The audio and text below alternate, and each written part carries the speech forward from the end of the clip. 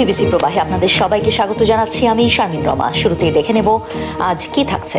Farakka barrage পরিদর্শন বাংলাদেশের প্রতিনিধি দলের। কাল থেকে কলকাতায় শুরু যৌথ নদী কমিশনের বৈঠক। আলোচনার কেন্দ্রে গঙ্গার পানি বন্টন চুক্তি নবায়ন ইস্যু। স্থায়ী যুদ্ধ বন্ধে ইরানকে নতুন প্রস্তাব দিয়ে চুক্তি করতে ফের হুঁশিয়ারি ট্রাম্পের। মধ্যস্থতায় আবারও তেহরান যাচ্ছেন পাকিস্তানের সেনাপ্রধান। ফ্লোরিডার আটক মানবাধিকার কর্মীদের ওপর নির্যাতন। ইতালি ও ফ্রান্সে ইসরায়েলি রাষ্ট্রদূতকে তলব। পার্লামেন্ট বিলুপ্তির আইন পাশে রাজনৈতিক সংকটে নেতানিয়াহু। এবং মার্কিন গোল্ডেন ডোম ক্ষেপণাস্ত্র প্রতিরক্ষা ব্যবস্থা নিয়ে পুতিন শির উদ্বেগ। সম্পর্ক জোরদারে 40 চুক্তি সই। ঐতিহাসিক সফর শেষে বেজিং ছাড়লেন রুশ প্রেসিডেন্ট। পশ্চিমবঙ্গে পশু জবাইয়ের ইস্যু গড়ল আদালতে। রাজ্য সরকারের সিদ্ধান্ত চ্যালেঞ্জ করে হাইকোর্টে তৃণমূল সাংসদের মামলা। সম্প্রীতির পরিবেশ নষ্টের অভিযোগ বিজেপির। চীনে ভয়াবহ ঝড় ও আকস্মিক বন্যায় মৃত্যু বেড়ে 22। দক্ষিণ ও মধ্যাঞ্চলের 7টি প্রদেশে ধসে পড়েছে রাস্তাঘাট ও সেতু। তলিয়ে গেছে বিস্তীর্ণ এলাকা। গঙ্গার পানি বন্টন চুক্তি মেনে ভারত বাংলাদেশকে পানি দিচ্ছে কিনা তা খতিয়ে দেখতে বাংলাদেশের প্রতিনিধি দল ফারাক্কা ব্যারেজ পরিদর্শন করেছে। শুক্র ও শনিবার কলকাতায় যৌথ নদী কমিশনের বৈঠক হবে। আলোচনার কেন্দ্রে থাকতে পারে গঙ্গার পানি বন্টন চুক্তি নবায়ন ইস্যু। বৃহস্পতিবার ভারতের গঙ্গা নদীর ওপর নির্মিত ফারাক্কা ব্যারেজের দুই প্রান্ত পরিদর্শন করেন যৌথ নদী কমিশনের বাংলাদেশের প্রতিনিধি দলের সদস্যরা। এ সময় তারা পানির প্রবাহ ও গভীরতা মেপে দেখেন। এরপর ব্যারেজের টেকনিক্যাল কমিটির সদস্যদের সঙ্গেও বৈঠকে মিলিত হন তারা। যৌথ পরিদর্শনের পর মূল্যায়ন নিয়ে কলকাতায় শুক্র ও শনিবার বৈঠকে বসবেন সদস্যরা। বৈঠকে ফারাক্কা থেকে পাওয়া তথ্য ও চুক্তির বাস্তবায়নের বিষয়গুলো পর্যালোচনা করা হবে। দুই দেশের টেকনিক্যাল কমিটির রিপোর্টের ভিত্তিতেই পরবর্তী আলোচনার রূপরেখাও তৈরি হতে পারে। বাংলাদেশ থেকে আসা 6 সদস্যের মূল প্রতিনিধি দলের নেতৃত্ব দিচ্ছেন যৌথ নদী কমিশন বাংলাদেশের সদস্য মোহাম্মদ আনোয়ার কাদির। এই প্রতিনিধি দলের সঙ্গে রয়েছেন নয়াদিল্লিতে বাংলাদেশ হাই কমিশনের কাউন্সিলর মোহাম্মদ আলমগীর হোসেনও। রয়েছেন কলকাতার বাংলাদেশ উপ হাই কমিশনের দ্বিতীয় সচিব মোহাম্মদ ওমর ফারুক আকন্দ। 1996 সালের 12 ডিসেম্বর ভারত ও বাংলাদেশের মধ্যে 30 বছর মেয়াদের গঙ্গার পানি বন্টন চুক্তি সই হয়। চুক্তি অনুযায়ী প্রতি বছর 1 জানুয়ারি থেকে 31 মে পর্যন্ত ফারাক্কা পয়েন্টে গঙ্গার পানি দুই দেশের মধ্যে ভাগ করা হয়। চলতি বছরের ডিসেম্বরে এই চুক্তির মেয়াদ শেষ হওয়ার কথা। ইরান যুদ্ধ স্থায়ীভাবে বন্ধে তেহরানকে নতুন একটি প্রস্তাব দিয়েছে ওয়াশিংটন। বিষয়টি নিশ্চিত করেছে ইরানের গণমাধ্যম তাসনিম নিউজ। যুদ্ধ এড়াতে আলোচনার পথ এখনো খোলা রয়েছে বলে জানিয়েছেন ইরানের প্রেসিডেন্ট। হরমুজ প্রণালীতে নিজেদের নিয়ন্ত্রণ আরও জোরদার করেছে Iran. Persian Gulf straight authority এই গুরুত্বপূর্ণ নৌপথে একটি নিয়ন্ত্রিত মেরিটাইম জোন ঘোষণা করেছে। নতুন নিয়ম অনুযায়ী কুহ ই মোবারক থেকে শুরু করে সংযুক্ত আরব আমিরাতের ফুজাইরা এবং কেশম দ্বীপ থেকে উম্ম আল কোয়াইন পর্যন্ত বিস্তৃত এই অঞ্চলে যে কোনো জাহাজের যাতায়াতের জন্য ইরানের অনুমতি ও সমন্বয় বাধ্যতামূলক করা হয়েছে।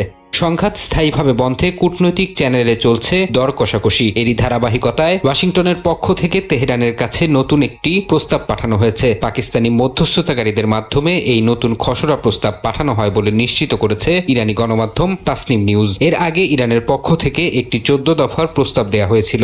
এদিকে চুক্তি স্বাক্ষরের আগে ইরানের ওপর থেকে তেল নিষেধাজ্ঞা প্রত্যাহার করা হবে না বলে সাফ জানিয়েছেন মার্কিন প্রেসিডেন্ট ডোনাল্ড ট্রাম্প। শান্তি আলোচনার অংশ হিসেবে যুক্তরাষ্ট্র ইরানের ওপর থেকে তেল নিষেধাজ্ঞা তুলে নেয়ার প্রস্তাব দিয়েছে বলে বিভিন্ন গণমাধ্যম সম্প্রতি দাবি করে। বিষয়টি উড়িয়ে দিয়ে ট্রাম্প বলেন, তেহরানকে শতভাগ সঠিক জবাব ও চূড়ান্ত প্রস্তাব রাখতে হবে, নয়তো যে কোনো মুহূর্তে কঠোর ব্যবস্থা নেওয়া হবে।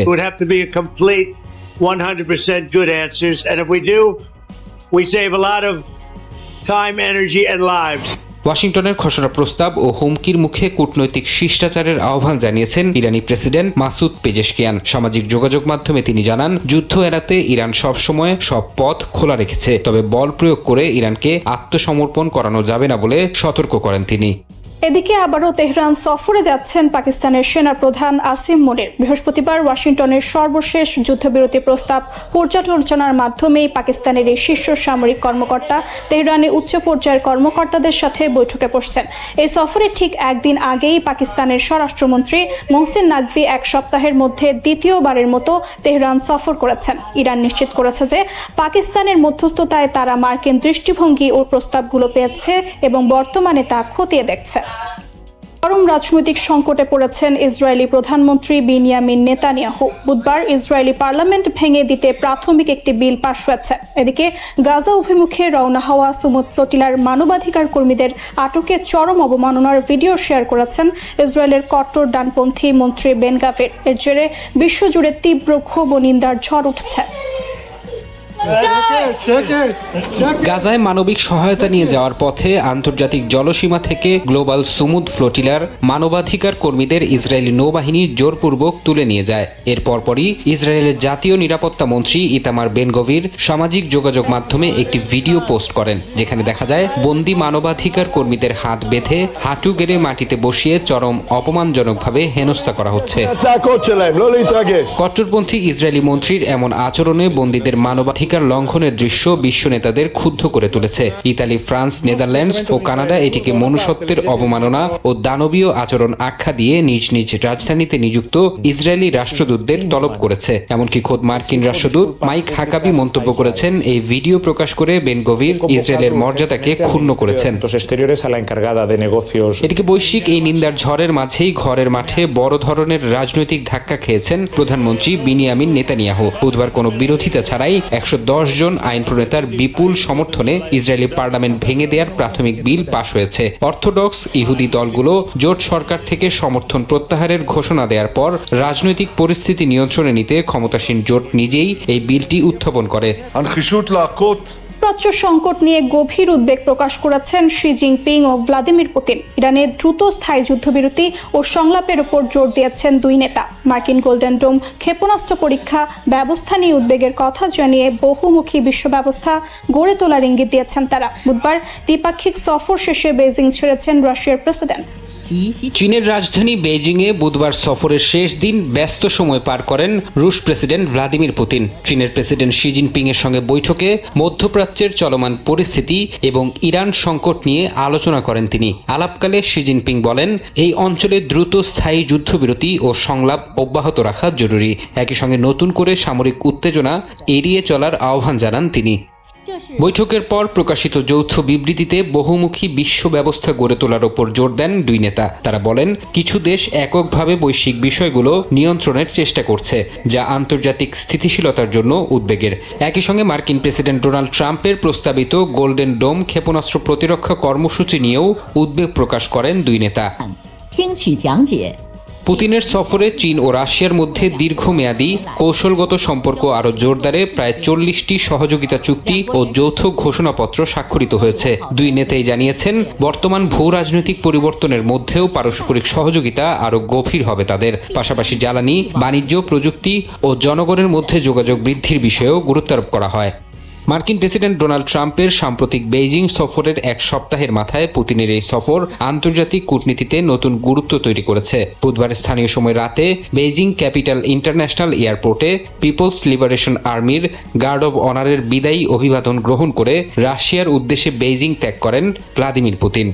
ঈদের আগে ভারতের পশ্চিমবঙ্গে পশু জবাইয়ের নিয়ম নিয়ে বড় আইনি লড়াই শুরু হয়েছে। রাজ্য সরকারের নির্দেশিকা চ্যালেঞ্জ করে কলকাতা হাইকোর্টে মামলা করেছেন তৃণমূল সাংসদ মহুয়া মৈত্র সহ কয়েকজন। তাদের দাবি, এই কড়াকড়িতে ধর্মীয় রীতি এবং গ্রামীণ অর্থনীতি দুই ক্ষতিগ্রস্ত হতে পারে। অন্যদিকে বিজেপির অভিযোগ, মহুয়া মৈত্র এই বিষয়টি নিয়ে সম্প্রীতির পরিবেশ নষ্ট করার চেষ্টা করছেন। পশ্চিমবঙ্গ পশু জবাই নিয়ন্ত্রণ আইন 1950-এর অধীনে রাজ্য সরকার নতুন নির্দেশিকা জারি করেছে। তাতে বলা হয়েছে, পশু জবাইয়ের আগে ফিট সার্টিফিকেট বাধ্যতামূলক। 14 বছরের বেশি বয়সী, বার্ধক্য, স্থায়ী পঙ্গুত্ব, আঘাত কিংবা নিরাময় অযোগ্য রোগে অক্ষম হলে তবেই সেটিকে জবাইযোগ্য ধরা হবে। ভারতের পশ্চিমবঙ্গে স্কুলের পর মাদ্রাসাতেও বন্দে মাতরম গাওয়া বাধ্যতামূলক করা হয়েছে। রাজ্য সরকারের মাদ্রাসা শিক্ষা ও সংখ্যালঘু বিষয়ক বিভাগের অধীনে সহায়তা পাওয়া বা না পাওয়া সব স্বীকৃত মাদ্রাসার ক্ষেত্রেই এই নির্দেশ প্রযোজ্য হবে। আদেশে বলা হয়েছে, এখন থেকে সব মাদ্রাসায় সকালের অ্যাসেম্বলিতে জাতীয় গানটি গাইতে হবে। এর আগে দায়িত্ব নেওয়ার পর শুভেন্দু সরকার রাজ্যের সব স্কুলে বন্দে মাতরমের 6টি স্তবক গাওয়া বাধ্যতামূলক করে। এবছর পশ্চিমবঙ্গের বিধানসভা নির্বাচনের আগে এই গান নিয়ে রাজ্যটিতে উত্তেজনা ছড়িয়ে পড়েছিল। মূল কর্মসূচিতে চলে যাব। আরো সরকারের পক্ষ ভয়াবহ ঝড় ও আকস্মিক বন্যায় এ পর্যন্ত প্রাণ হারিয়েছেন অন্তত 22 জন, নিখোঁজ রয়েছেন আরও অনেকে। দেশটির দক্ষিণ ও মধ্যাঞ্চলের 7টি প্রদেশে রেকর্ড পরিমাণ বৃষ্টিপাতে তলিয়ে গেছে বিস্তীর্ণ এলাকা। 7টি প্রদেশে প্রায় 12 ইঞ্চি পর্যন্ত বৃষ্টিপাত রেকর্ড করা হয়েছে। বিশেষ করে ভিয়েতনাম সীমান্তবর্তী উপকূলীয় শহর ফাংচিংগাংয়ে প্রায় 32 ইঞ্চি বৃষ্টিপাত হয়েছে, যা পুরো অঞ্চলের জনজীবনকে বিপর্যস্ত করে তুলেছে। পরিস্থিতি সামাল দিতে ঘরবাড়ি ছেড়ে নিরাপদ আশ্রয়ে সরে গেছেন হাজার হাজার মানুষ। জাপানের হিরোশিমায় একটি বৌদ্ধ প্রার্থনা হল আগুনে পুড়ে গেছে। মিয়াজিমা দ্বীপের ওই প্রার্থনা হলটি 1000 বছরের বেশি সময় ধরে চলতে থাকা চিরন্তন শিক্ষার জন্য পরিচিত ছিল। বুধবার সকালে ঐতিহাসিক রেইকাদো হলে আগুন লাগার খবর পায় স্থানীয় পুলিশ। পরে আগুন দ্রুত ছড়িয়ে পড়লে সম্পূর্ণ কাঠের স্থাপনাটি পুড়ে যায়। বৃহস্পতিবার স্থানীয় ফায়ার সার্ভিস জানায় প্রায় 30 জন দমকল কর্মীর চেষ্টায় আগুন পুরোপুরি নিয়ন্ত্রণে আনা সম্ভব হয়েছে। রেইকাদো হলটি জাপানের ঐতিহাসিক দাইশোইন বৌদ্ধ মন্দির কমপ্লেক্সের অংশ। যুক্তরাষ্ট্রের নিউ মেক্সিকো অঙ্গরাজ্য থেকে 3 জনের মরদেহ উদ্ধার করা হয়েছে। অতিরিক্ত মাদক গ্রহণের ফলে তাদের মৃত্যু হয়েছে বলে ধারণা করা হচ্ছে। তাদের উদ্ধার করতে গিয়ে অজ্ঞাত এক রাসায়নিক পদার্থের সংস্পর্শে এসে অসুস্থ হয়ে পড়েন বেশ কয়েকজন। এ ঘটনায় অন্তত 23 জনকে হাসপাতালে নিয়ে স্বাস্থ্য পরীক্ষা করা হয়েছে। স্থানীয় গণমাধ্যম জানায় আলবুকার্কির পূর্বাঞ্চলের একটি বাড়িতে 4 জনকে অচেতন অবস্থায় পায় নিউ মেক্সিকো পুলিশ।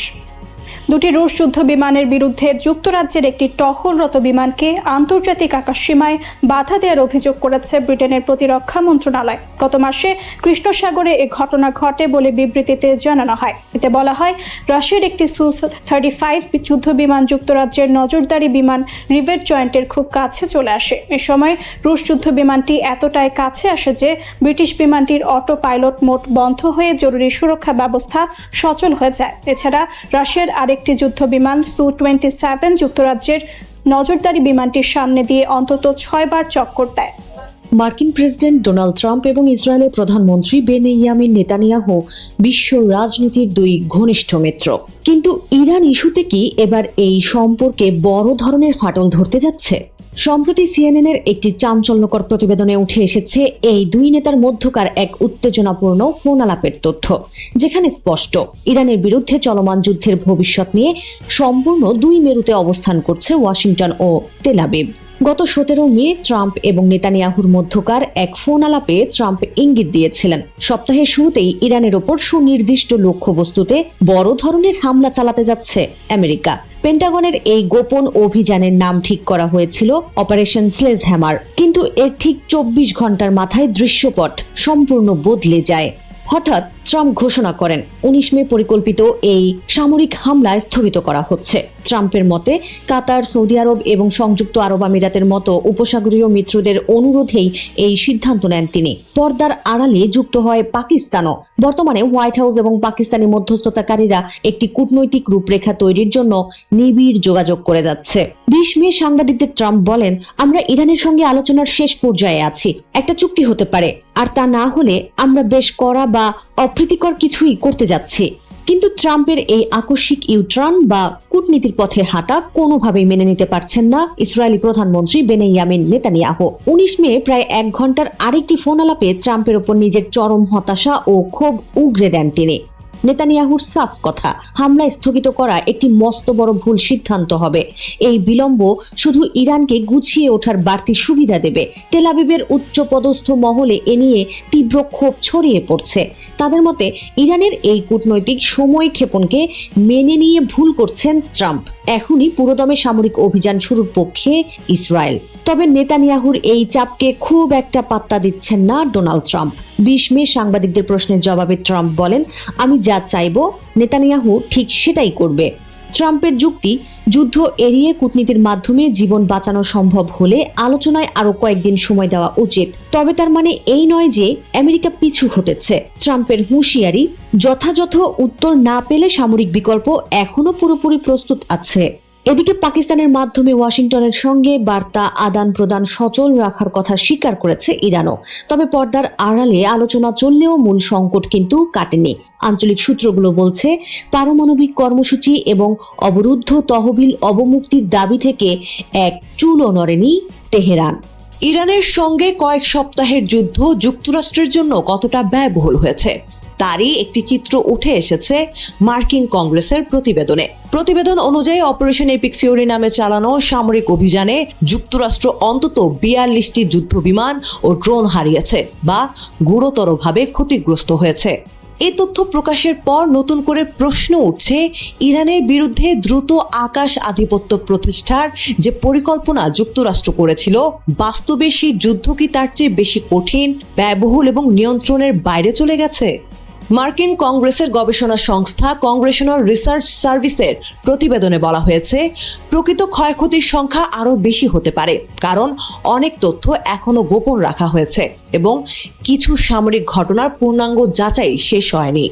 আলোচনায় এসেছে ক্ষতিগ্রস্ত বিমানগুলোর তালিকা, কারণ এর মধ্যে যুক্তরাষ্ট্রের অত্যাধুনিক ও ব্যয়বহুল যুদ্ধ সরঞ্জাম রয়েছে। প্রতিবেদন অনুযায়ী ক্ষতিগ্রস্ত বা ধ্বংস হওয়া সামরিক যানের মধ্যে রয়েছে 4টি F-15E স্ট্রাইক ইগল যুদ্ধ বিমান, একটি F-35 lightning II stealth fighter, একটি A-10 থান্ডারবোল্ট II অ্যাটাক বিমান, জ্বালানি সরবরাহকারী ট্যাঙ্কার KC-135 স্ট্র্যাটো ট্যাঙ্কার, একটি E-3 সেন্ট্রি নজরদারি বিমান, দুটি বিশেষ অভিযান বিমান MC-130J কমান্ডো II, একটি HH-60W জলি গ্রিন II উদ্ধারকারী হেলিকপ্টার, 24টি MQ-9 রিপার ড্রোন এবং উচ্চ ক্ষমতা সম্পন্ন নজরদারি ড্রোন MQ-4C ট্রিটন। পেন্টাগন জানিয়েছে, ইরানের বিরুদ্ধে এই অভিযানে যুক্তরাষ্ট্রের সামরিক ব্যয় ইতোমধ্যে প্রায় $29 বিলিয়ন পৌঁছেছে। গত 12 মে এক শুনানিতে মার্কিন প্রতিরক্ষা দপ্তরের অর্থ বিষয়ক প্রধান জুলস হার্স্ট্রি বলেন, ক্ষতিগ্রস্ত সামরিক সরঞ্জাম মেরামত ও নতুন সরঞ্জাম কেনার খরচের হিসাব আরও স্পষ্ট হওয়ায় ব্যয়ের পরিমাণ দ্রুত বেড়েছে। ইরান যুদ্ধ শুরু হয় গত 28 ফেব্রুয়ারি, যখন যুক্তরাষ্ট্র ও ইসরায়েল যৌথভাবে ইরানের উপর বড় ধরনের বিমান হামলা চালায়। সেই হামলায় ইরানের সর্বোচ্চ নেতা আলী খামেনি সহ দেশটির কয়েকজন শীর্ষ ব্যক্তির মৃত্যু হয়। এরপর দুই দেশের মধ্যে 40 দিনের হামলা পাল্টা হামলার পর সাময়িক যুদ্ধবিরতি কার্যকর হয় 8 এপ্রিলে। বিশ্ব রাজনীতিতে দুই পরাশক্তির রাষ্ট্রপ্রধানের মধ্যে এমন উষ্ণ ও ব্যক্তিগত সম্পর্ক খুব কমই চোখে পড়ে। চীনের প্রেসিডেন্ট শি জিনপিং, যিনি সাধারণত নিজের আবেগ বা ব্যক্তিগত জীবন জনসমক্ষে প্রকাশ করতে খুব একটা অভ্যস্ত নন, তিনি ভ্লাদিমির পুতিনকে সরাসরি আখ্যায়িত করেছেন নিজের সবচেয়ে ভালো বন্ধু এবং অন্তরঙ্গ বন্ধু হিসেবে। কেবল আনুষ্ঠানিক শীর্ষ সম্মেলন বা নিরস কূটনৈতিক ফ্রেমে তাদের এই সম্পর্ক কোনোদিন সীমাবদ্ধ থাকেনি, বরং লেকের ধারে নিরিবিলি চা পান, একসঙ্গে প্যানকেক তৈরি, বুলেট ট্রেনে ভ্রমণ কিংবা ভদকার গ্লাসে চুমুক দেওয়ার মতো একান্ত ব্যক্তিগত মুহূর্তগুলো এই দুই নেতার অভাবনীয় নৈকট্যেরই এক শক্তিশালী প্রমাণ। শি জিনপিং ও ভ্লাদিমির পুতিনের দীর্ঘস্থায়ী বন্ধুত্বের এক চমকপ্রদ ও সুশৃঙ্খল ধারাবাহিকতা রয়েছে। 2000 সালের জুলাই মাসে বেজিং সফরের মধ্য দিয়ে চীনে পুতিনের যে যাতায়াত শুরু হয়েছিল তা অন্তত 20 বারের বেশি অতিক্রম করেছে গত আড়াই দশকে। শুরুর দিকে জিয়াং জেমিন এবং পরবর্তীতে হু জিনতাওয়ের আমলে পুতিন নিয়মিত চীন সফর করলেও মূলত 2013 সালে শি জিনপিং ক্ষমতায় আসার পর তাদের এই সম্পর্ক এক নতুন ও শক্তিশালী মাত্রা লাভ করে। 2008 সালের বেজিং গ্রীষ্মকালীন অলিম্পিক থেকে শুরু করে 2012 সালের SCO সামিট, প্রতিটি পর্যায়েই মস্কো ও বেজিং এর মধ্যকার কূটনৈতিক বোঝাপড়া একটু একটু করে গাঢ় হয়েছে। তবে তাদের এই দীর্ঘ ধারাবাহিক সাক্ষাতের মধ্যে বেশ কয়েকটি ইভেন্ট ছিল বিশ্ব রাজনীতিতে সুদূর প্রসারী। 2015 সালের সেপ্টেম্বরে বেজিংয়ে আয়োজিত ভিক্টোরি ডে প্যারেড, যা মূলত দ্বিতীয় বিশ্বযুদ্ধে জাপানের আত্মসমর্পণের 70তম বার্ষিকী উপলক্ষে অনুষ্ঠিত হয়েছিল। পশ্চিমা বিশ্ব যখন এই অনুষ্ঠান বয়কট করে বেজিংকে একঘরে করতে চেয়েছিল, ঠিক তখন চীনে পুতিনের সশরীরে উপস্থিতি দুই দেশের সামরিক ও কৌশলগত ঐক্যের এক জোরালো বার্তা পৌঁছে দেয় পুরো বিশ্বের কাছে। একইভাবে 2017 সালের মে মাসে বেল্ট অ্যান্ড রোড ফোরামের উদ্বোধনী অনুষ্ঠানে এবং পরবর্তীতে 2019 সালের দ্বিতীয় ফোরামে পুতিনের অংশগ্রহণ এই ইঙ্গিতই দেয় যে ভূরাজনৈতিক আধিপত্যের পাশাপাশি অর্থনৈতিকভাবেও একে অপরের উপর প্রবলভাবে নির্ভরশীল হয়ে উঠেছে এই দুই পরাশক্তি। বিশ্ব রাজনীতির মোড় পুরোপুরি ঘুরিয়ে দেওয়া সবচেয়ে তাৎপর্যপূর্ণ সফরটি পুতিন করেছিলেন 2022 সালের 4 ফেব্রুয়ারি বেজিং শীতকালীন অলিম্পিকের উদ্বোধনী অনুষ্ঠানে। ইউক্রেন যুদ্ধ শুরুর ঠিক আগ মুহূর্তের এই ঐতিহাসিক সফরেই মূলত দুই দেশের মধ্যকার বহুল আলোচিত সীমাহীন বন্ধুত্বের ভিত্তি চূড়ান্তভাবে মজবুত হয়, যা এক অভাবনীয় মাথা ব্যথার কারণ হয়ে দাঁড়ায় পশ্চিমাদের জন্য। পশ্চিমা নিষেধাজ্ঞায় কোণঠাসা রাশিয়া যে চীনের ছায়াতলে এক নতুন মেরুকরণ তৈরি করেছে তার সুস্পষ্ট প্রমাণ মেলে 2023 সালের তৃতীয় বেল্ট অ্যান্ড রোড ফোরাম এবং 2024 সালের মে মাসে পুতিনের হারবিন ও বেজিং সফরের মাধ্যমে। 2026 সালের 19-20 মে এসসিও সামিট এবং জাপানের আত্মসমর্পণের 80তম বার্ষিকী উপলক্ষে পুতিনের বেজিং সফর এমন এক সময়ে অনুষ্ঠিত হচ্ছে যখন মার্কিন প্রেসিডেন্ট ডোনাল্ড ট্রাম্প সবেমাত্র তার জাঁকজমকপূর্ণ চীন সফর শেষ করেছেন। আমেরিকার চরম পরিবর্তনশীল ও অনিশ্চিত পররাষ্ট্রনীতির বিপরীতে বেজিং এবং মস্কো যে একে অপরের উপর নিঃশর্তভাবে আস্থা রাখছে, পুতিনের এই ধারাবাহিক সফরগুলো তারই জ্বলন্ত প্রমাণ। অর্থাৎ শি এবং পুতিনের এই সম্পর্ককে কেবল ব্যক্তিগত বেস্ট ফ্রেন্ড তকমা দিয়ে বিচার করাটা নিতান্তই একপেশে হবে, বরং এটি হলো পশ্চিমাদের একক আধিপত্যকে চ্যালেঞ্জ জানাতে তৈরি করা এক সুনিপুণ, পরীক্ষিত ও দীর্ঘমেয়াদী কৌশলগত জোট। জীবনযাত্রার লাগামহীন ব্যয় ও স্থানীয় নির্বাচনে ভরাডুবির পর ব্রিটিশ প্রধানমন্ত্রী কিয়ার স্টারমারের যেখানে গদি বাঁচানোই দেয়, সেখানে মাস্টার স্ট্রোক খেলছেন তিনি। নাগরিক জীবনে স্বস্তি ফেরাতে উপসাগরীয় সহযোগিতা পরিষদ বা জিসিসিভুক্ত দেশগুলোর সঙ্গে এক ঐতিহাসিক মুক্ত বাণিজ্য চুক্তি করেছে ব্রিটেন। 20 মে বিশ্বের শীর্ষ শিল্পোন্নত দেশগুলোর জোট G7-এর প্রথম সদস্য হিসেবে এ চুক্তি করেন স্টারমার।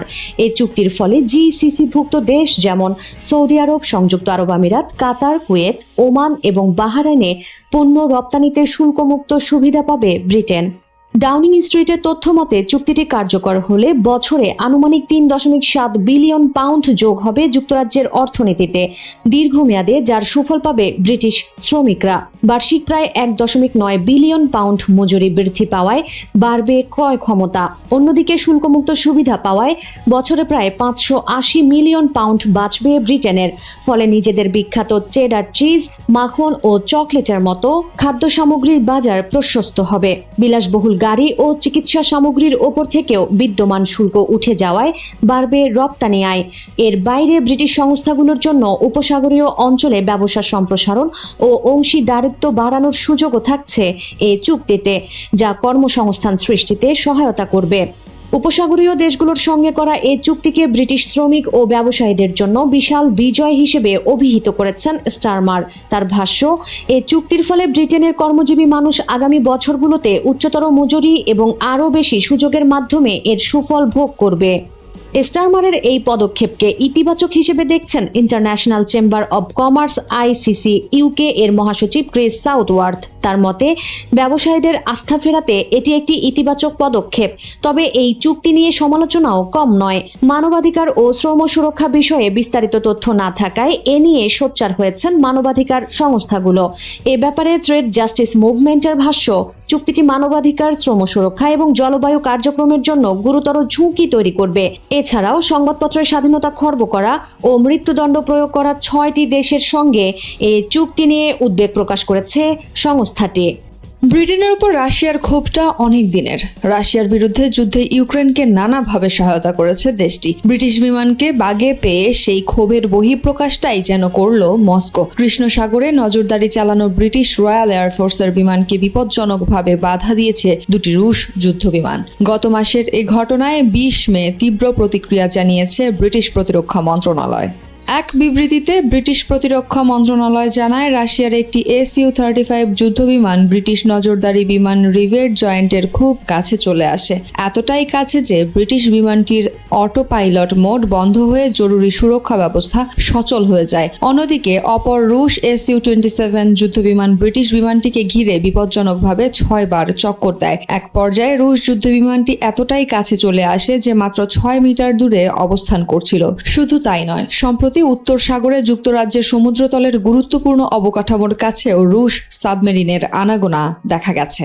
রুশ যুদ্ধবিমানের এমন আচরণকে অগ্রহণযোগ্য বলে ব্রিটিশ প্রতিরক্ষা মন্ত্রী জন হিলি বলেন, আন্তর্জাতিক আকাশসীমায় নিরস্ত্র একটি বিমানের প্রতি রুশ পাইলটদের বিপজ্জনক ও অগ্রহণযোগ্য আচরণের উদাহরণ এই ঘটনা। এই ধরনের কর্মকাণ্ড বড় ধরনের দুর্ঘটনার ঝুঁকি তৈরি করে এবং পরিস্থিতি আরও খারাপের দিকে যেতে পারে। এই ঘটনা রুশ আগ্রাসনের বিরুদ্ধে ন্যাটো এবং আমাদের স্বার্থ রক্ষার ব্যাপারে যুক্তরাজ্যের অঙ্গীকারকে দুর্বল করতে পারবে না।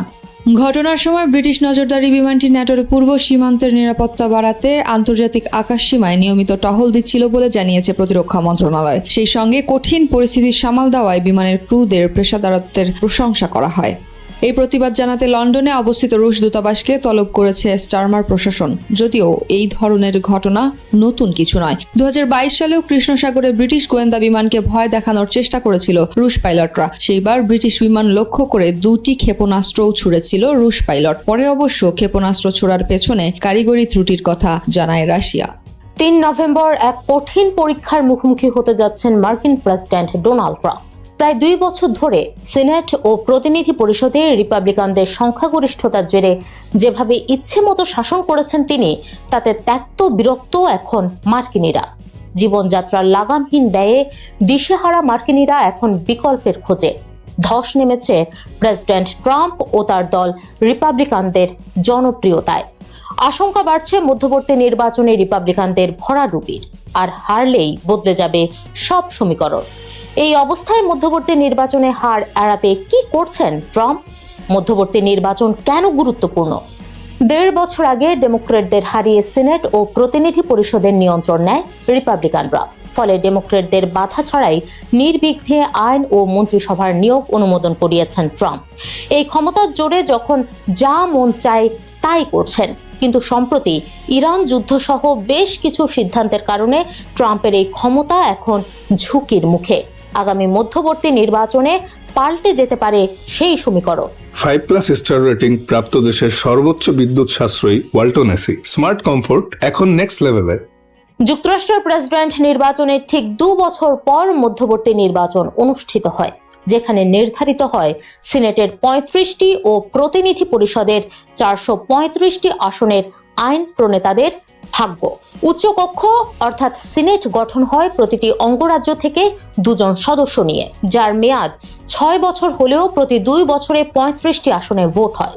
অন্যদিকে নিম্নকক্ষের 435টি আসন নির্ধারিত হয় অঙ্গরাজ্যগুলোর জনসংখ্যার ভিত্তিতে, যার মেয়াদ 2 বছর। সবশেষ 2024 সালের নির্বাচনে প্রতিনিধি পরিষদে 220টি আসন পায় রিপাবলিকানরা, বিপরীতে ডেমোক্রেটরা পায় 215টি আসন, অর্থাৎ আসনের ব্যবধান মাত্র 5টি, যা কিনা 1930 সালের পর সবচেয়ে কম ব্যবধান।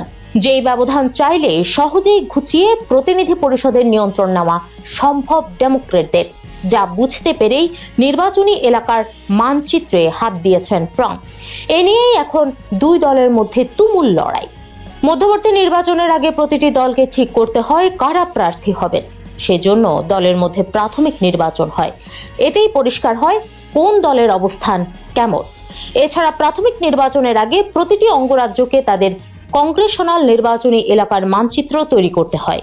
এই মানচিত্রে নির্ধারিত হয় কোন ভোটার কোন জেলায় থাকবেন, কোন আসন নিরাপদ, কোন আসন ঝুঁকিপূর্ণ। সাধারণত এই মানচিত্র তৈরি হয় প্রতি 10 বছর অন্তর আদমশুমারির পর। জনসংখ্যার উপর ভিত্তি করে কোন অঙ্গরাজ্যে কতটি প্রতিনিধি পরিষদের আসন হবে তা নির্ধারিত হয়। সবশেষ 2020 সালে এই আদমশুমারি হয়েছে। এরপর 2022 সালে মানচিত্র চূড়ান্ত হয়, কিন্তু 2024 সালের পর কয়েকটি অঙ্গরাজ্য আবারও তাদের মানচিত্রে বদল এনেছে, যা নিয়ে এখন সরব ডেমোক্রেটরা। রিপাবলিকানদের বিরুদ্ধে জেরিম্যান্ডারিং এর অভিযোগ এনেছে তারা। জেরিম্যান্ডারিং হলো এমনভাবে নির্বাচনী এলাকার সীমানা নির্ধারণ করা যাতে একটি রাজনৈতিক দল বাড়তি সুবিধা পায়। 1812 সালে ম্যাসাচুসেটসের গভর্নর এলব্রিজ জেরি একটি অদ্ভুত আকৃতির নির্বাচনী জেলা অনুমোদন করলে সেটাকে সালমান্ডার প্রাণীর সঙ্গে তুলনা করে একত্রে জেরিম্যান্ডার বলা হয়। সেই থেকেই জেরিম্যান্ডারিং এর প্রচলন। এক্ষেত্রে জেরিম্যান্ডারিং এর 2টি প্রধান কৌশল কাজে লাগানো হয়। 1. প্যাকিং। এই প্রক্রিয়ায় একটি দল বা গোষ্ঠীর ভোটারদের কয়েকটি নির্দিষ্ট জেলায় গাদাগাদি করে রাখা হয় যাতে তাদের পাস নিশ্চিত হয়। 2. ক্র্যাকিং। এই প্রক্রিয়ায় একটি গোষ্ঠীর ভোটারদের বিভিন্ন জেলায় ছড়িয়ে দেওয়া হয় যাতে তারা কোথাও সংখ্যাগরিষ্ঠতা না পায়। আসন্ন মধ্যবর্তী নির্বাচনের আগে ট্রাম্পের বিরুদ্ধেও এই জেরিম্যান্ডারিং এর অভিযোগ উঠেছে, কেননা তিনি এর মধ্যেই অন্তত 8টি অঙ্গরাজ্যে নতুন কংগ্রেশনাল মানচিত্র অনুমোদন করেছেন, যার মধ্যে রয়েছে California, Florida, Missouri, North Carolina, Ohio, Tennessee, Texas ও ইউটা। মধ্যবর্তী নির্বাচনের ফল নিজের পক্ষে টানতে জেরিম্যান্ডারিং করছেন ট্রাম্প, এমন অভিযোগ এনে টেনেসিতে মামলা দায়ের করেছে বেশ কয়েকটি নাগরিক অধিকার সংগঠন। তাদের ভাষ্য, মেমফিস কেন্দ্রিক রাজ্যের সংখ্যাগরিষ্ঠ কৃষ্ণাঙ্গ জেলা ভেঙে দেওয়া হয়েছে। বর্ণভিত্তিক জেরিম্যান্ডারিং ও ভোটাধিকার নিয়ে আইনি লড়াই চলছে টেক্সাস, লুইজিয়ানা, ভার্জিয়ানা, আলাবামা ও সাউথ ক্যারোলাইনাতেও। এর মধ্যে ফ্লোরিডায় যে মানচিত্র অনুমোদন দেওয়া হয়েছে তা রিপাবলিকানদের অতিরিক্ত 4টি আসন পেতে সাহায্য করবে বলে ধারণা করা হচ্ছে। টেক্সাসে 25টি আসন দখলে রাখা রিপাবলিকানরা এবার ডেমোক্রেটদের 13টি আসনেও ভাগ বসানোর পায়তারা করেছে। রাজ্যটিতে বর্ণভিত্তিক জেরিম্যান্ডারিং করে সংখ্যালঘুদের প্রতিনিধিত্ব দুর্বল করে দেওয়া হয়েছে। মৌসুরিতে নতুন মানচিত্রে একটি আসন বাড়ার সম্ভাবনা দেখা দিয়েছে। সেটি হলে এই রাজ্যে রিপাবলিকানদের অবস্থান আরও শক্ত হবে, কেননা সবশেষ নির্বাচনে 8টির মধ্যে 6টিতেই জয় পেয়েছিল রিপাবলিকানরা। অন্যদিকে নর্থ ক্যারোলাইনাতে নতুন যেই মানচিত্র অনুমোদন পেয়েছে তাতে একটি আসন রিপাবলিকানদের দিকে ঝুঁকতে পারে বলে ধারণা করা হচ্ছে।